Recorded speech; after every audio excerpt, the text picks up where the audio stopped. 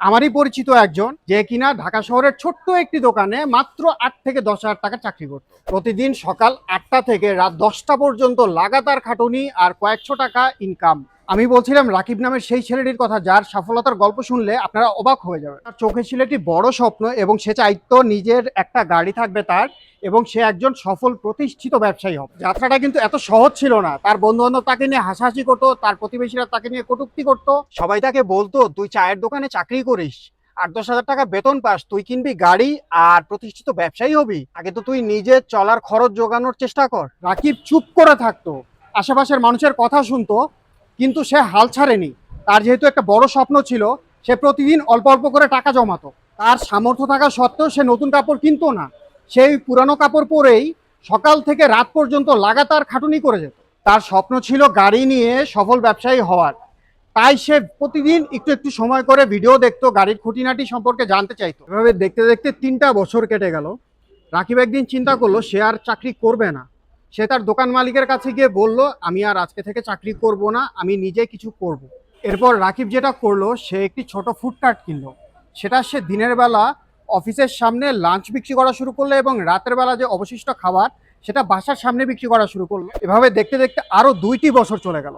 দেখতে দেখতে চলে আসলো সেই দিনটির যে দিনটির জন্য রাকিব অপেক্ষা করছিল।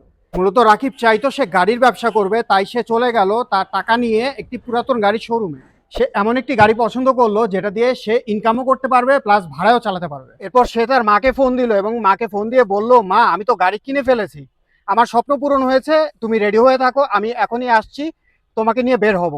গাড়ি কেনার পরে সে যখন তার পুরাতন কাজের জায়গায় ফিরে গেল, সবাই তখন হতবাক, এটা কার গাড়ি? সে তখন হেসে বলল, আমার গাড়ি। এটা থেকে আমরা এই জিনিসটাই বুঝতে পারি যে স্বপ্ন দেখতে হয় সবসময় বড়। সেটা ছোট কাজ হোক বা বড় কাজ হোক, লেগে থাকতে হবে, চেষ্টা করতে হবে, সফলতা একদিন আসবেই। আর আপনিও যদি রাকিবের মতো সফল হতে চান, তাহলে আপনাদের জন্য আজকে আমি দেখাবো 5টি গাড়ি।